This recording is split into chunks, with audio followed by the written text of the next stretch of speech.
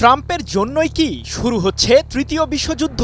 কারণ এশিয়া থেকে আফ্রিকা সর্বত্রই এখন ডোনাল্ড ট্রাম্পের যুদ্ধের দামামা। বাদ যায়নি ক্যারিবীয় অঞ্চলের দেশ ভেনেজুয়েলাও। এর মাঝেই যুক্তরাষ্ট্রের প্রেসিডেন্ট দিয়ে বসলেন কঠোর নির্দেশনা, মার্কিন সেনাবাহিনী যে কোনো সময় চালাবে পারমাণবিক অস্ত্রের পরীক্ষা। তাহলে কি ভবিষ্যৎ যুদ্ধে পরমাণু বোমাই একমাত্র ভরসা? কারণ যুক্তরাষ্ট্রের নিকট প্রতিদ্বন্দ্বী চীন ও রাশিয়া সাম্প্রতিক সময়ে দেখিয়েছে তাদের পারমাণবিক শক্তির ক্ষমতা, যার ফলে খেপাটে ট্রাম্পও নীরব থাকলেন না। এবার তাহলে কি যুদ্ধের ময়দানেও নীরবতা ভাঙতে চলেছেন মার্কিন প্রেসিডেন্ট ট্রাম্প?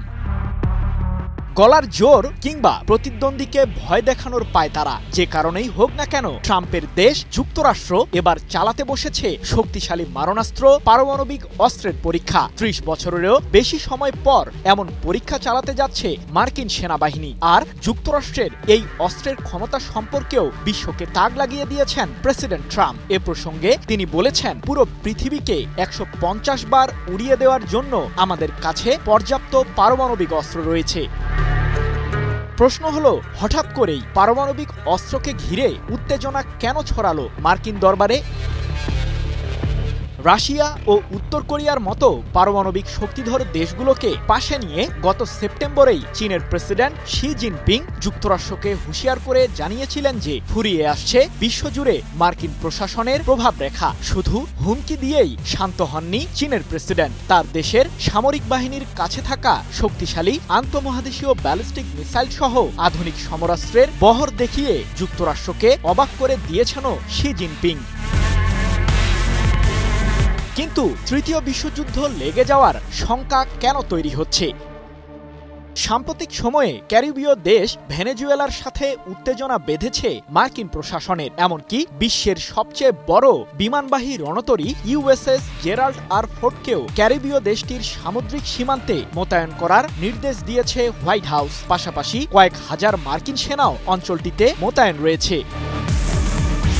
যদিও যুক্তরাষ্ট্রের প্রেসিডেন্ট ট্রাম্পের দাবি, মার্কিন ভূখণ্ডে ভেনেজুয়েলা থেকে যাতে মাদকদ্রব্য আসতে না পারে সে লক্ষ্যেই এমন সামরিক প্রস্তুতি নিয়েছে হোয়াইট হাউস। তবে সমরবিদরা বলছেন, ভেনেজুয়েলার প্রেসিডেন্ট নিকোলাস মাদুরোর সরকারকে উৎখাত করতেই এমন প্রচেষ্টা চালিয়ে যাচ্ছেন ডোনাল্ড ট্রাম্প।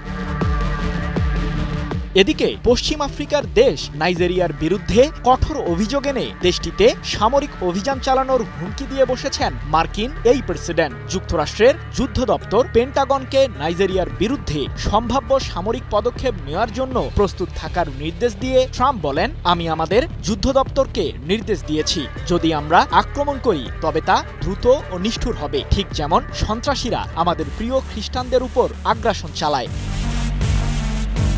কিন্তু প্রশ্ন হলো, হঠাৎ করেই নাইজেরিয়ার বিরুদ্ধে কেন ক্ষেপে গেলেন যুক্তরাষ্ট্রের প্রেসিডেন্ট?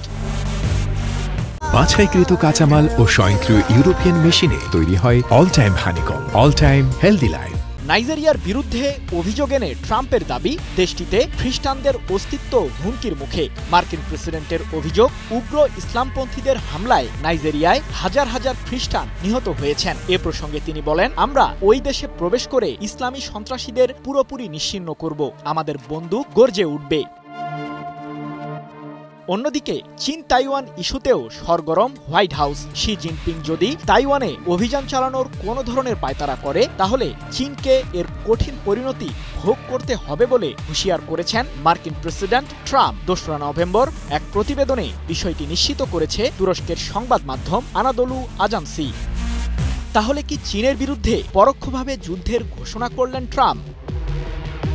এ প্রসঙ্গে মার্কিন প্রেসিডেন্ট বলেছেন, চীনের প্রেসিডেন্ট আমাকে আশ্বস্ত করেছেন যে আমি প্রেসিডেন্ট থাকাকালীন তাইওয়ানের বিরুদ্ধে কোনো পদক্ষেপ নেবে না বেইজিং, কারণ চীন জানে এর পরিণতি ঠিক কেমন হতে পারে। তবে তাইওয়ানে চীন আক্রমণ করলে ট্রাম্প মার্কিন বাহিনীকে তাইওয়ানকে রক্ষা করার নির্দেশ দেবেন কিনা এমন প্রশ্নের উত্তরে যুক্তরাষ্ট্রের প্রেসিডেন্ট বলেন, এটি ঘটলে সবাই জানতে পারবে। শি জিনপিং এর উত্তর বোঝেন। তাইওয়ানকে ঘিরে মার্কিন চীন সম্পর্কে বহুদিন ধরেই উত্তেজনা বিরাজ করছে। বেইজিং তাইওয়ানকে চীনের একটি বিচ্ছিন্ন প্রদেশ হিসেবেই দেখে, যদিও ১৯৪৯ সাল থেকে তাইওয়ান নিজেদের স্বাধীনতার উপর জোর দিয়ে আসছে। পারমাণবিক শক্তির দৌড়ে কি আবারও নতুন অধ্যায় শুরু হচ্ছে মধ্যপ্রাচ্যে? বিশ্ব যখন বিকল্প জ্বালানি খুঁজে ফিরছে, ঠিক তখনই ইরান বলছে তাদের ভবিষ্যৎ টিকিয়ে রাখার উত্তর লুকিয়ে আছে পারমাণবিক খাতেই। রাশিয়ার সঙ্গে নতুন এক চুক্তি সেই ভবিষ্যতের দিকেই বড় পদক্ষেপ। ইরানের আকাশে নতুন শক্তির স্বপ্ন। রাশিয়ার সহযোগিতায় ৮টি নতুন পারমাণবিক বিদ্যুৎ কেন্দ্র নির্মাণের ঘোষণা দিয়েছে তেহরান। দেশটির পরমাণু শক্তি সংস্থার প্রধান মোহাম্মদ ইসলামি জানিয়েছেন, ইরান ও রাশিয়ার মধ্যে নতুন পারমাণবিক চুক্তি ইতোমধ্যেই সম্পন্ন হয়েছে।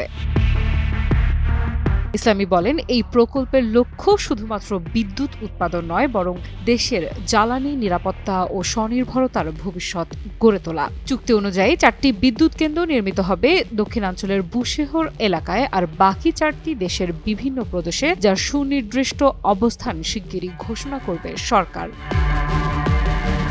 তিনি জানান, ইরানের উত্তর উপকূলেও একটি কেন্দ্র স্থাপনের উদ্যোগ নেওয়া হয়েছে।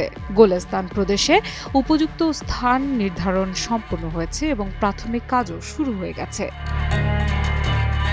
ইসলামি আরও বলেন, রাশিয়ার প্রযুক্তিগত সহায়তায় নতুন কেন্দ্রগুলো চালু হলে ইরানের পারমাণবিক বিদ্যুৎ উৎপাদন সক্ষমতা পৌঁছাবে ২০,০০০ মেগাওয়াটে, যা দেশের দীর্ঘমেয়াদী জ্বালানির স্বনির্ভরতা ও টেকসই উন্নয়নের পথে এক বিশাল অগ্রগতি।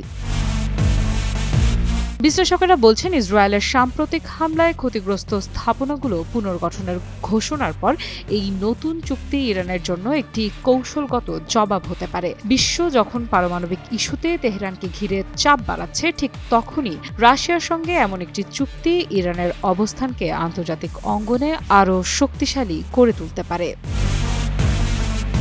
তবে পশ্চিমা বিশ্বে উদ্বেগ বাড়ছে। তাদের আশঙ্কা, শান্তিপূর্ণ জ্বালানির আড়ালে ইরান হয়তো পারমাণবিক প্রযুক্তির সামরিক ব্যবহারও বাড়াতে পারে। তেহরান অবশ্য এই অভিযোগ প্রত্যাখ্যান করেছে। ইরান বলছে, দেশটির আন্তর্জাতিক চুক্তি ও নিরাপত্তা মান মেনেই পরিচ্ছন্ন পারমাণবিক জ্বালানি ব্যবস্থার উন্নয়নে কাজ করছে। মোহাম্মদ ইসলামের ভাষায়, এটা কেবল বিদ্যুতের বিষয় নয়, এটা ভবিষ্যৎ প্রজন্মের শক্তি নিরাপত্তা নিশ্চিত করার পদক্ষেপ।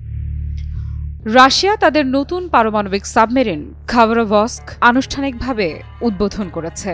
এই সাবমেরিনটি বহন করবে পানির নিচে চলা পারমাণবিক ড্রোন পোসাইডন, যাকে অনেকে ডুমসডে মিসাইল বা প্রলয়াস্ত্র বলে আখ্যা দিয়েছেন। সম্প্রতি রুশ প্রতিরক্ষামন্ত্রী আন্দ্রেই বেলোসভ সেভমাস জাহাজ ঘাঁটিতে আয়োজিত এক অনুষ্ঠানে সাবমেরিনটির উদ্বোধন করেন। এ সময় উপস্থিত ছিলেন রাশিয়ার নৌবাহিনীর প্রধান অ্যাডমিরাল আলেকজান্ডার মোসেয়েভ এবং জাহাজ নির্মাণ খাতের শীর্ষ কর্মকর্তারা। বেলোসভ বলেন, আজ আমাদের জন্য একটি গুরুত্বপূর্ণ দিন। বিখ্যাত সেভমাস থেকে ভারী পারমাণবিক ক্ষেপণাস্ত্রবাহী ক্রুজার খাবারভস্ক পানিতে নামছে। রাশিয়ার প্রতিরক্ষা মন্ত্রণালয় জানিয়েছে, সেভমাস এই সাবমেরিনটি তৈরি করেছে আধুনিক পানির নিচের অস্ত্র ও রোবোটিক সিস্টেম বহনের উপযোগী করে। এটি ডিজাইন করেছে রুবিন নামের মেরিন ইঞ্জিনিয়ারিং ডিজাইন ব্যুরো। রুশ সংবাদ সংস্থা তাস জানিয়েছে, সাবমেরিনটি দেশের সামুদ্রিক সীমা রক্ষায় এবং বিশ্বজুড়ে রাশিয়ার স্বার্থ সুরক্ষায় গুরুত্বপূর্ণ ভূমিকা রাখবে। রুশ দৈনিক কমার্সান্ট জানিয়েছে, খাবারভস্ক শ্রেণীর সাবমেরিনগুলো ভবিষ্যতে পোসাইডন ড্রোন বহনের প্রধান প্ল্যাটফর্ম হিসেবে কাজ করবে। গত সপ্তাহে রাশিয়া ঘোষণা দেয় যে তারা সফলভাবে পানির নিচে একটি পোসাইডন ড্রোনের পরীক্ষা সম্পন্ন করেছে। এই ড্রোনে রয়েছে পারমাণবিক শক্তিচালিত ইঞ্জিন। এ বিষয়ে রুশ প্রেসিডেন্ট ভ্লাদিমির পুতিন জানিয়েছেন, এই ড্রোনটি একটি মাদার সাবমেরিন থেকে উৎক্ষেপণ করা হয়েছে। এতে একটি ক্ষুদ্র আকারের পারমাণবিক রিঅ্যাক্টর ব্যবহৃত হয়েছে, যা কৌশলগত সাবমেরিনে ব্যবহৃত রিঅ্যাক্টরের চেয়ে অনেক ছোট। রুশ নিরাপত্তা পরিষদের উপপ্রধান দিমিত্রি মেদভেদেভ এই পোসাইডন ড্রোনকে বলেছেন ডুমসডে মিসাইল। রুশ পার্লামেন্টের প্রতিরক্ষা কমিটির চেয়ারম্যান আন্দ্রেই কার্তাপোভ বলেছেন, এটি পুরো উপকূলীয় একটি দেশ ধ্বংস করে দিতে সক্ষম।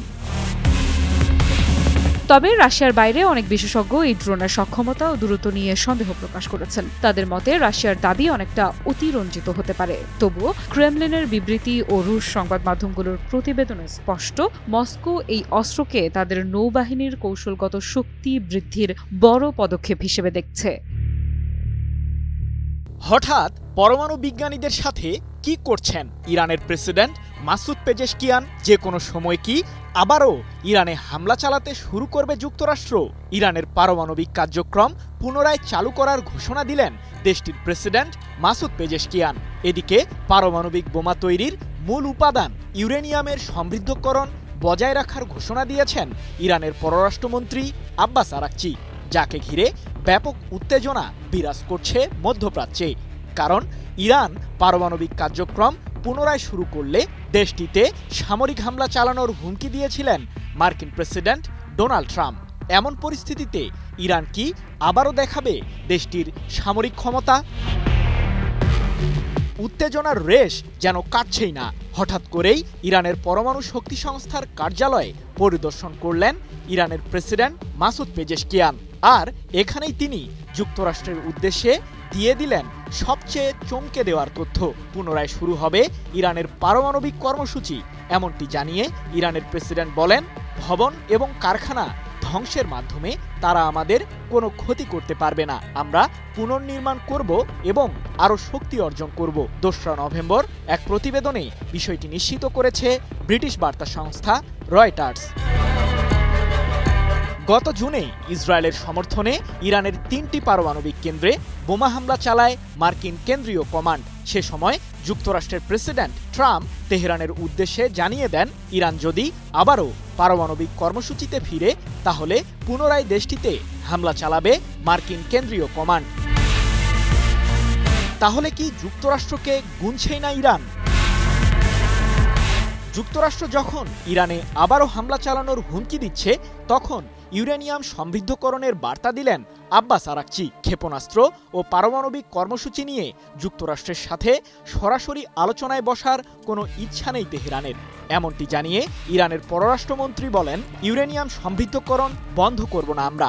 ওয়াশিংটনের সাথে আমাদের সরাসরি আলোচনার কোনো ইচ্ছা নেই, তবে পরোক্ষভাবে তাদের সাথে একটি চুক্তি হতে পারে। সম্প্রতি জাতিসংঘের পরমাণু সংস্থা IAEA এর প্রধান রাফায়েল গ্রসি দাবি করেন, ইরানের কাছে এখনও 400 কেজি ইউরেনিয়াম রয়েছে, যার বিশুদ্ধতার মাত্রা 60%। দেশটি চাইলে নিমিষেই এগুলোকে 90% উন্নীত করতে পারবে, যা দিয়ে 10টি পারমাণবিক অস্ত্র বানানো সম্ভব। তবে ইরানের পারমাণবিক কার্যক্রম সম্পূর্ণ শান্তিপূর্ণ উদ্দেশ্যে এগিয়ে নেওয়া হচ্ছে বলে বারবার দাবি করছে দেশটির সরকার। কিন্তু এ দাবিকে মানতে নারাজ যুক্তরাষ্ট্র ও ইসরায়েল সহ পশ্চিমারা। কি চলছে মুসলিম দেশ সুদানে, যার জন্য শত শত মানুষ নিহত হচ্ছে? দেশটির সেনাবাহিনী এবং শক্তিশালী আধাসামরিক গোষ্ঠী র্যাপিড সাপোর্ট ফোর্সেস RSF এর শক্তির ক্ষমতা দখলের নোংরা খেলায় পিষ্ট হচ্ছে এক জাতির ভাগ্য। বিশ্লেষকরা বলছেন, এই যুদ্ধ কেবল রাজনীতির জন্য নয়, এটি মানবতার বিরুদ্ধে ঘোষিত এক নগ্ন বিদ্রোহ। কিন্তু হঠাৎ করেই কি হলো সুদানে? নৃশংস গৃহযুদ্ধের আরেকটি ধ্বংসাত্মক অধ্যায়ের সূচনা হয়েছে সুদানে। দেশটির সেনাবাহিনীর টানা 18 মাসের অবরোধের পর 26 অক্টোবর সুদানের এল ফাশার শহরকে দখলে নেয় RSF। এছাড়াও দারফুর সহ দেশটির প্রধান নগরগুলোও এখন আধাসামরিক বাহিনীটির দখলে চলে গেছে, যার কারণে সুদানে জাতিগত বিভক্তির আশঙ্কা তৈরি হয়েছে। সম্প্রতি এক প্রতিবেদনে বিষয়টি নিশ্চিত করেছে ব্রিটিশ সংবাদ মাধ্যম দ্য গার্ডিয়ান। জাতিসংঘের মতে সুদানে ইতোমধ্যেই 1 কোটি মানুষ গৃহহীন। শহরের পর শহর ধ্বংসস্তূপে পরিণত হয়েছে। শিশুদের দেহ বালুর নিচে, মায়েদের দৃষ্টি আকাশে স্থির, যেন নীলনদ আজ রক্তে লাল। বার্তা সংস্থা এপির তথ্যে জানা গেছে, উত্তর দারফুরের একটি হাসপাতালে শতাধিক মানুষকে হত্যা করেছে RSF বাহিনী, যাদের মধ্যে রোগীও রয়েছে, যার ফলে হাসপাতালগুলো আর হাসপাতাল নেই, সেগুলো এখন মৃত্যু গণনার কেন্দ্র। কিন্তু কিভাবে শুরু হলো RSF এর এই তাণ্ডব? 26 অক্টোবর RSF এক বিবৃতিতে জানায়, তারা ভাড়াটে সৈন্য এবং মিলিশিয়াদের কবল থেকে এল ফাশার শহরকে মুক্ত করেছে। এখন শহরটির নিয়ন্ত্রণ তাদের হাতে। এই ঘটনার ঠিক একদিন পরই সুদানের সেনাপ্রধান general Abdel Fattah al Burhan জানান, এল ফাশার শহর থেকে তার বাহিনী সরে গেছে। আর এরপর থেকেই আরএসএফের বিরুদ্ধে জাতিগত নিধনের অভিযোগ ওঠে। এদিকে ১ নভেম্বর কুর্দোফান শহর জুড়ে আরএসএফের সামরিক ঘাঁটি লক্ষ্য করে যুদ্ধবিমান দিয়ে হামলা চালিয়েছে সুদানের সেনাবাহিনী। এখন পর্যন্ত অন্তত ২০টি ঘাঁটিকে লক্ষ্য করে এই হামলাগুলো পরিচালনা করেছে সুদানের রাষ্ট্রীয় সামরিক বাহিনী। এক প্রতিবেদনে বিষয়টি নিশ্চিত করেছে তুরস্কের সংবাদ মাধ্যম আনাদলু আজান্সি। এখন প্রশ্ন হলো, সুদানে এই অচলাবস্থা কিভাবে শুরু হলো? বাছাইকৃত কাঁচামাল ও স্বয়ংক্রিয় ইউরোপিয়ান মেশিনে তৈরি হয় all time honeycomb, all time healthy life. ২০১৯ সালে সুদানের সাবেক প্রেসিডেন্ট ওমর আল বশিরকে উৎখাতের পর দেশটিতে রাজনৈতিক ভারসাম্য ভেঙে যায়। সামরিক ও নাগরিক শাসকের মধ্যে ক্ষমতা ভাগাভাগি নিয়ে দ্বন্দ্ব শুরু হয়। এছাড়াও কুর্দোফান ও দারফুন শহরসহ বিভিন্ন অঞ্চলে জাতিগত ও সামাজিক বিভাজন দেখা দেয়, যার ফলে দেশজুড়ে উত্তেজনা চরমে পৌঁছে। এরপর ২০২৩ সালের ১৫ এপ্রিল থেকে সুদানের সেনাবাহিনী এবং আরএসএফের মাঝে সশস্ত্র সংঘাত শুরু হয়। যেই সংঘাতকে বন্ধ করতে ব্যর্থ হয় আঞ্চলিক ও আন্তর্জাতিক মধ্যস্থতাকারীরা। জাতিসংঘের মতে এই সংঘাতে এখন পর্যন্ত ২০,০০০-এরও বেশি মানুষ নিহত হয়েছে। ইরান কি তার পারমাণবিক কর্মসূচির গতি থামাবে? মেনে নেবে যুক্তরাষ্ট্রের শর্ত? এমন প্রশ্ন যখন ঘুরপাক খাচ্ছে বিশ্ব রাজনীতিতে, তখনই পরমাণু ইস্যুতে ইরানের প্রেসিডেন্ট মাসুদ পেজেশকিয়ান দিয়ে দিলেন এক ঘোষণা, জানিয়ে উদ্বিগ্ন যুক্তরাষ্ট্র ও তার পশ্চিমা মিত্ররা। কি সেই ঘোষণা? বিশ্বজুড়ে পারমাণবিক অস্থিরতার বাতাস বইছে। এরই মাঝে আন্তর্জাতিক রাজনীতি, নিরাপত্তা এবং প্রযুক্তির জটিল সমীকরণের ভেতর দিয়ে আবারও আলোচনার কেন্দ্রে ইরান। পারমাণবিক গবেষণাগারের ধ্বংসস্তূপ থেকে নতুন স্থাপনা গড়ার ঘোষণা দিয়েছে দেশটি। শুধু তাই নয়, আগের চেয়েও নাকি কয়েক গুণ শক্তিশালী হতে চলেছে সেই স্থাপনা। ইসরায়েলি হামলায় ক্ষতিগ্রস্ত পারমাণবিক স্থাপনাগুলো আগের চেয়েও বেশি শক্তিশালীভাবে পুনর্গঠনের ঘোষণা দিয়েছে ইরান। দেশটির প্রেসিডেন্ট মাসুদ পেজেশকিয়ান সম্প্রতি ইরানের পারমাণবিক শক্তি সংস্থা পরিদর্শনের সময় এ ঘোষণা দেন।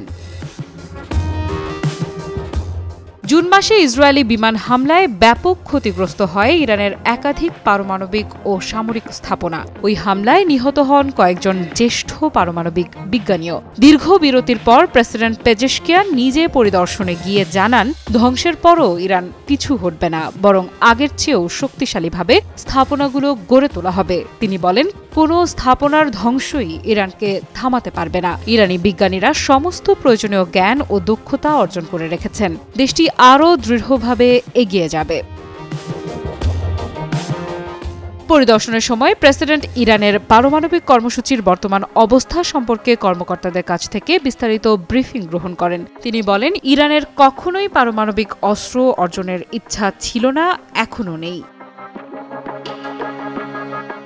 এ বিষয়ে দেশটির সরকারি মুখপাত্র ফাতেমেহ মোহাজেরানি জানিয়েছেন, ইরান সম্প্রতি পারমাণবিক কর্মসূচি নিয়ে আলোচনা পুনরায় শুরু করার একটি বার্তা পেয়েছে। তবে বার্তাটির উৎস সম্পর্কে তিনি কিছু জানাননি। তিনি বলেন, ইরান আলোচনার বিষয়ে একটি বার্তা পেয়েছে, বিষয়টি এখন পর্যালোচনায় রয়েছে। আপাতত এর বিস্তারিত বলা সম্ভব নয়। বাছাইকৃত কাঁচামাল ও স্বয়ংক্রিয় ইউরোপিয়ান মেশিনে তৈরি হয় all time honeycomb, all time healthy life. বিশ্লেষকেরা বলছেন, ইরানের এই ঘোষণা কেবল পুনর্গঠন নয়, এটি ইসরায়েল ও পশ্চিমা দেশগুলোর প্রতি একটি রাজনৈতিক বার্তাও। তাদের মতে ইরান দেখাতে চায় হামলা বা নিষেধাজ্ঞা কোনোভাবেই দেশটির পরমাণু কর্মসূচি থামাতে পারবে না। ট্রাম্প কি মুসলিম বিদ্বেষী? হঠাৎ নাইজেরিয়ার বিরুদ্ধে যুদ্ধ ঘোষণা কেন করলেন মার্কিন প্রেসিডেন্ট? ট্রাম্প শুধুমাত্র খ্রিস্টানদের উপর হওয়া সহিংসতার দিকে দৃষ্টি কেন দিচ্ছেন? যুক্তরাষ্ট্রের যুদ্ধ দপ্তর পেন্টাগনকে নাইজেরিয়ার বিরুদ্ধে পদক্ষেপ নেওয়ার নির্দেশ দিয়েছেন প্রেসিডেন্ট ডোনাল্ড ট্রাম্প। কবে শুরু হচ্ছে নতুন যুদ্ধ? বিশ্বের বিভিন্ন জায়গার ৮টি যুদ্ধ বন্ধ করার কৃতিত্ব সবসময় নিজের মাথায় নেন মার্কিন প্রেসিডেন্ট ট্রাম্প। তবে রাশিয়া ইউক্রেন যুদ্ধ প্রসঙ্গে এখনও শান্তির বার্তা দিতে পারেননি তিনি। উল্টো এবার নাইজেরিয়ার বিরুদ্ধে কঠোর অভিযোগ এনে দেশটিতে সামরিক অভিযান চালানোর হুমকি দিয়ে বসলেন মার্কিন এই প্রেসিডেন্ট। পেন্টাগনকে নাইজেরিয়ার বিরুদ্ধে সম্ভাব্য সামরিক পদক্ষেপ নেওয়ার জন্য প্রস্তুত থাকার নির্দেশ দিয়ে ট্রাম্প বলেন, আমি আমাদের যুদ্ধ দপ্তরকে নির্দেশ দিয়েছি, যদি আমরা আক্রমণ করি তবে তা দ্রুত ও নিষ্ঠুর হবে, ঠিক যেমন সন্ত্রাসীরা আমাদের প্রিয় খ্রিস্টানদের উপর আগ্রাসন চালায়। 1 নভেম্বর এক প্রতিবেদনে বিষয়টি নিশ্চিত করেছে মার্কিন সম্প্রচার মাধ্যম CNN। কিন্তু প্রশ্ন হলো, হঠাৎ করেই নাইজেরিয়ার বিরুদ্ধে কেন ক্ষেপে গেলেন যুক্তরাষ্ট্রের প্রেসিডেন্ট? নাইজেরিয়ার বিরুদ্ধে অভিযোগ এনে ট্রাম্পের দাবি, দেশটিতে খ্রিস্টানদের অস্তিত্ব হুমকির মুখে। মার্কিন প্রেসিডেন্টের অভিযোগ, উগ্র ইসলামপন্থীদের হামলায় নাইজেরিয়ায় হাজার হাজার খ্রিস্টান নিহত হয়েছেন। এ প্রসঙ্গে তিনি বলেন, আমরা ওই দেশে প্রবেশ করে ইসলামী সন্ত্রাসীদের পুরোপুরি নিশ্চিহ্ন করব, আমাদের বন্দুক গর্জে উঠবে। 23 কোটিরও বেশি জনসংখ্যার দেশটিতে খ্রিস্টান এবং মুসলিম উভয়ই উগ্র ইসলামপন্থীদের আক্রমণের শিকার হয়ে আসছে বলে অভিযোগ রয়েছে। মূলত নাইজেরিয়াতে সহিংসতার পেছনে বিভিন্ন কারণ রয়েছে, যেগুলোর মধ্যে কিছু ধর্মীয়ভাবে অনুপ্রাণিত, যা উভয় গোষ্ঠীকে প্রভাবিত করে। আবার এমন কিছু ঘটনা রয়েছে যা সাম্প্রদায়িক ও জাতিগত বিষয়কে ঘিরে তৈরি হয়। বাছাইকৃত কাঁচামাল ও স্বয়ংক্রিয় ইউরোপিয়ান মেশিনে তৈরি হয় all time honeycomb, all time healthy life.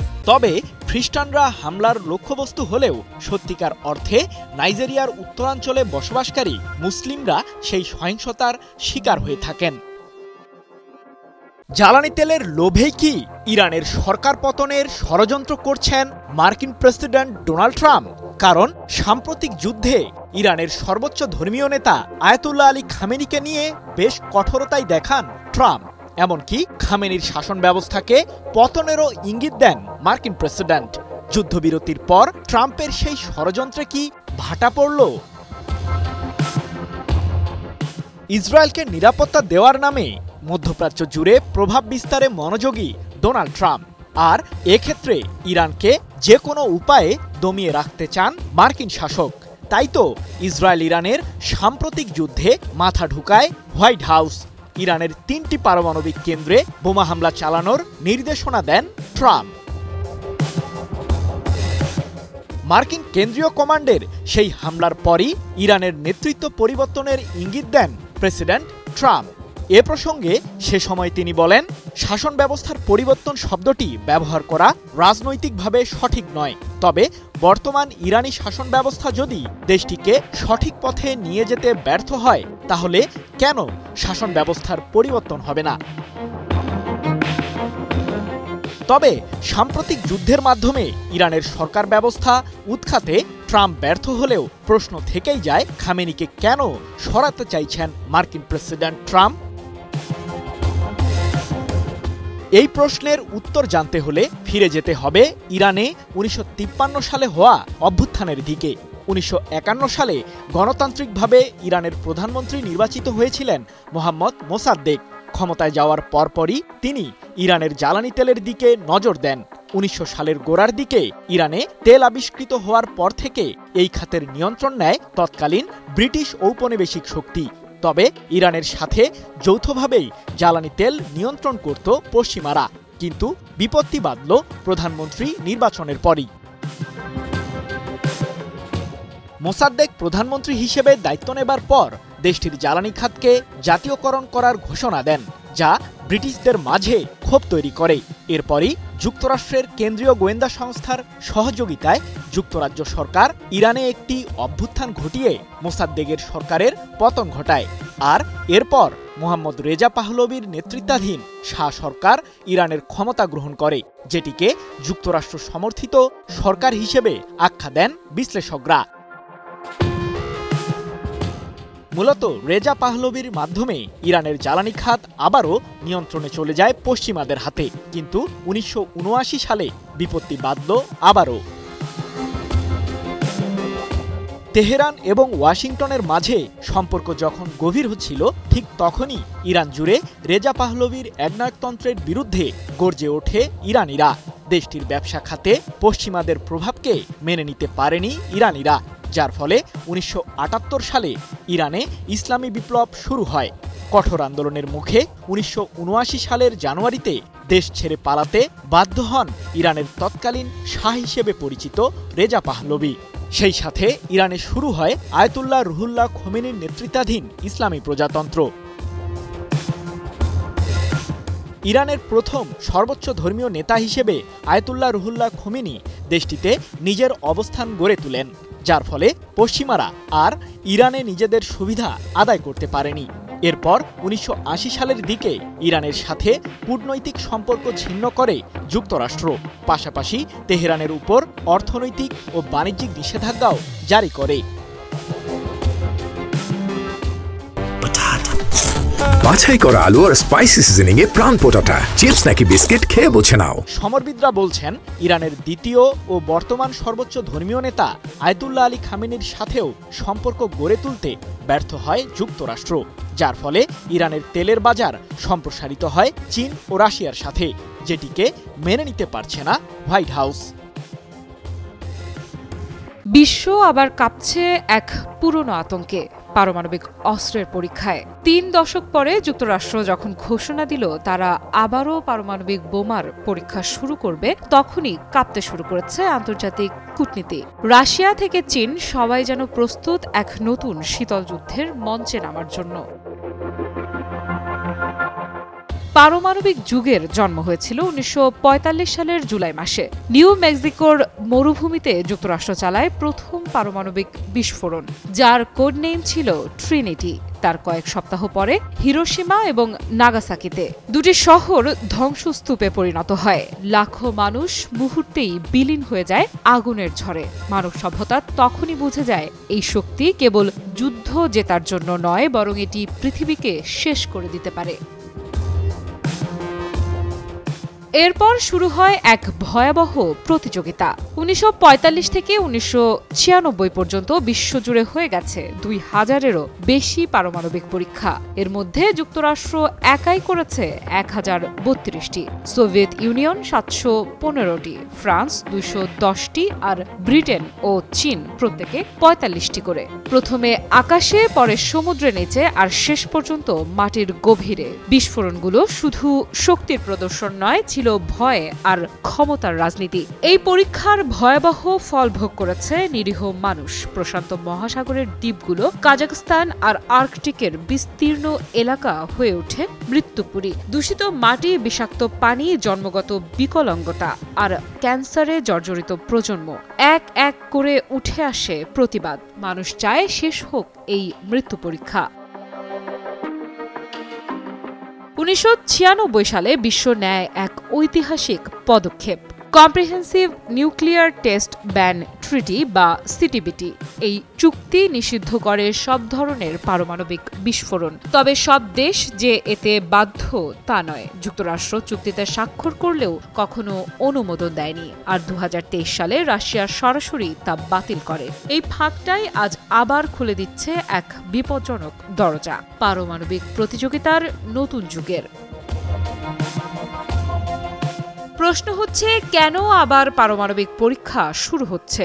বিশ্লেষকদের মতে দুটি বড় কারণ আছে। প্রথমত প্রযুক্তিগত যাচাই, দ্বিতীয়ত শত্রুর উদ্দেশ্যে শক্তি প্রদর্শনের ভাষা। যুক্তরাষ্ট্রের জন্য এটি রাশিয়া ও চীনের প্রতি এক সরাসরি ইঙ্গিত যে তারা এখনও বিশ্বের পারমাণবিক নেতৃত্বে অটল। কিন্তু প্রতিক্রিয়ায় রাশিয়া স্পষ্ট বলেছে, আমরাও প্রস্তুত। চীনও নীরবে বাড়াচ্ছে নিজেদের পরীক্ষামূলক সক্ষমতা। বিশ্ব যেন আবার ফিরে যাচ্ছে এক অদৃশ্য যুদ্ধের ছায়ায়। বাছাই করা আলু আর স্পাইসি সিজনিং এ প্রাণ পোটাটা চিপস নাকি বিস্কিট খেয়ে বুঝে নাও। ওয়াশিংটন ভিত্তিক আর্মস কন্ট্রোল অ্যাসোসিয়েশন জানায় রাশিয়ার হাতে রয়েছে ৫,৫৮০টি ওয়ারহেড আর যুক্তরাষ্ট্রের হাতে ৫,২২৫টি ওয়ারহেড। চীনও দ্রুত বাড়াচ্ছে নিজেদের ওয়ারহেডের সংখ্যা। একসময় ১৯৮৬ সালে এই সংখ্যা ছিল ৭০,০০০-এরও বেশি। আজ তা কমে এসেছে প্রায় ১২,০০০-এ। কিন্তু তবুও পৃথিবীকে বহুবার ধ্বংস করার মতো যথেষ্ট। রাশিয়া, যুক্তরাষ্ট্র, চীন তিন দেশই এখন তাদের অস্ত্র ভান্ডার আধুনিক করছে। প্রযুক্তি যত উন্নত হচ্ছে, ঝুঁকিও তত বাড়ছে।